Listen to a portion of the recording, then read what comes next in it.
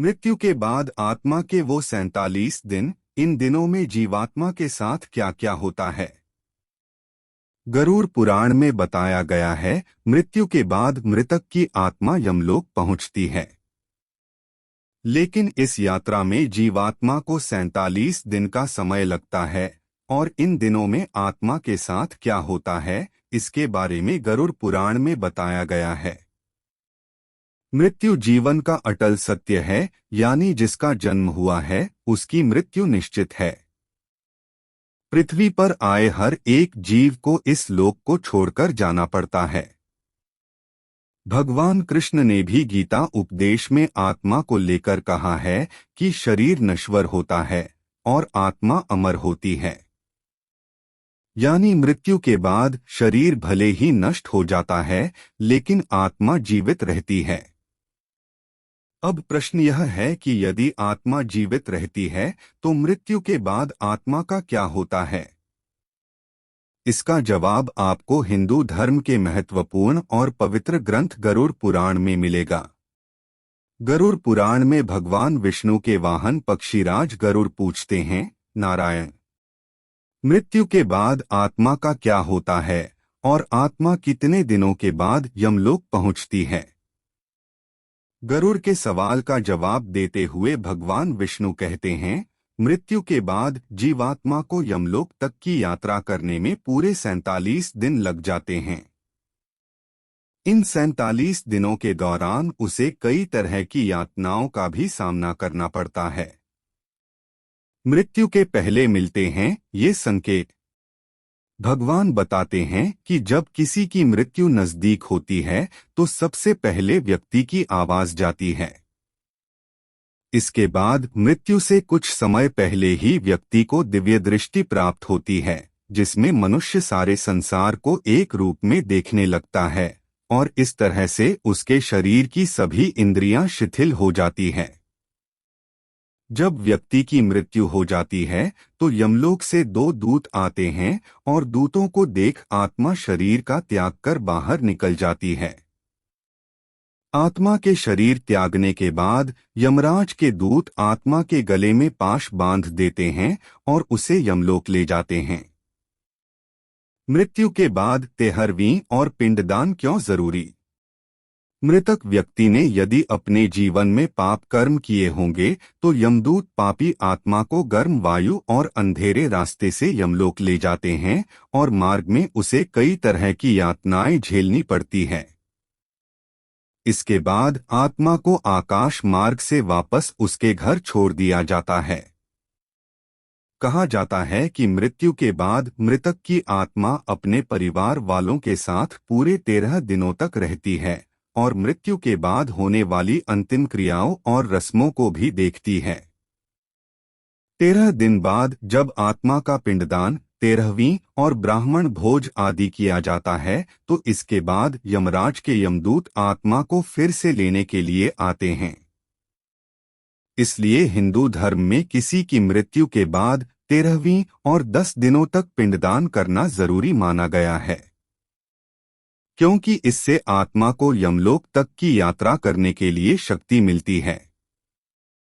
लेकिन इसके बाद भी यमलोक तक की यात्रा आत्मा के लिए आसान नहीं होती है।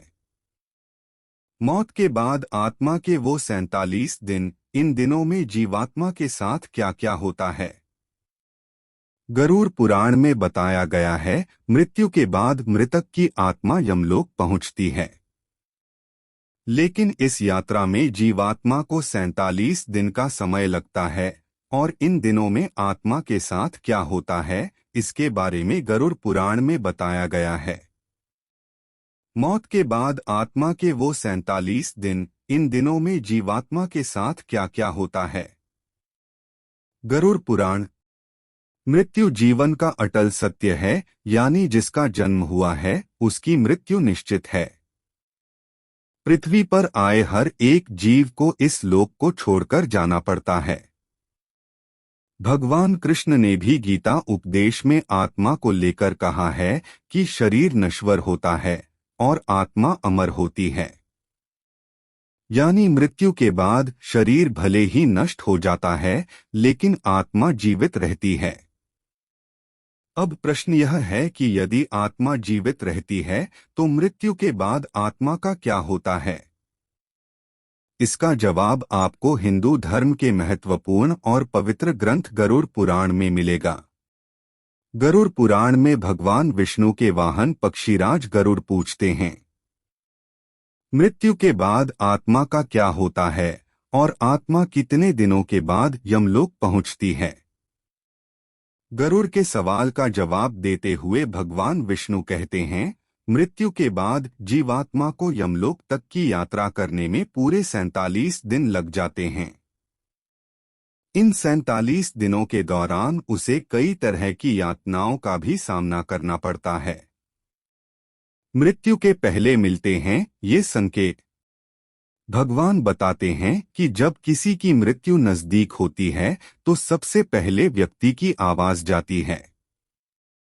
इसके बाद मृत्यु से कुछ समय पहले ही व्यक्ति को दिव्य दृष्टि प्राप्त होती है, जिसमें मनुष्य सारे संसार को एक रूप में देखने लगता है और इस तरह से उसके शरीर की सभी इंद्रियां शिथिल हो जाती हैं।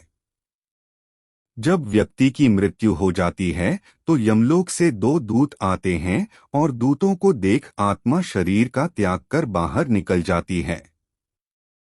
आत्मा के शरीर त्यागने के बाद यमराज के दूत आत्मा के गले में पाश बांध देते हैं और उसे यमलोक ले जाते हैं।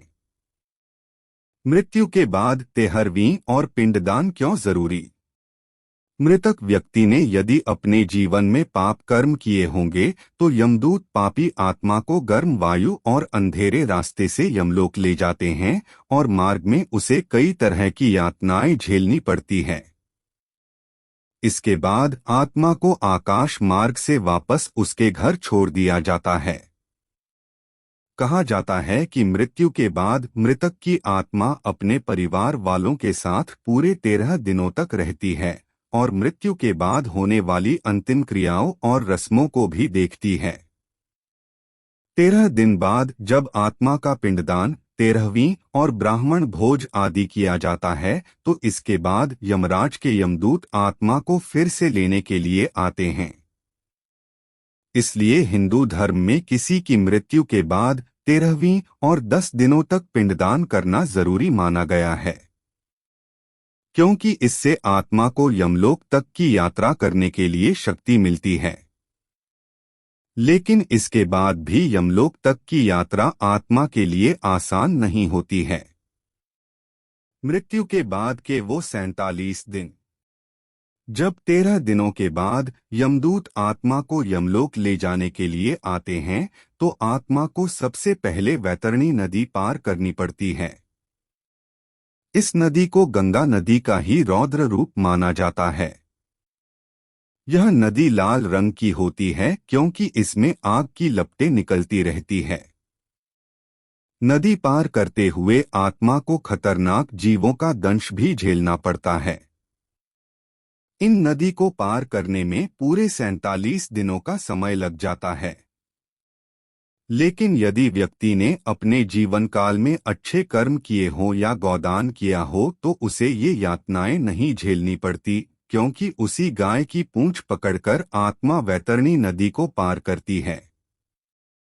वैतरणी नदी को पार करने के बाद जब आत्मा यमलोक पहुंचती है तो यहाँ यमराज उसके कर्मों का लेखा जोखा करते हैं। इस तरह से जीवन काल में किए कर्मों के अनुसार यमराज आत्म को स्वर्ग या नरक में भेजते हैं। इसलिए व्यक्ति को अपने जीवन में हमेशा अच्छे कर्म करने चाहिए, क्योंकि अच्छे कर्मों का फल न सिर्फ जीवन बल्कि मृत्यु के बाद भी मिलता है। मृत्यु के बाद आपके कर्म ही आपके साथ जाते हैं। दोस्तों, कैसी लगी हमारी यह जानकारी? अगर अच्छी लगी हो तो वीडियो को एक लाइक और चैनल को सब्सक्राइब कर दे।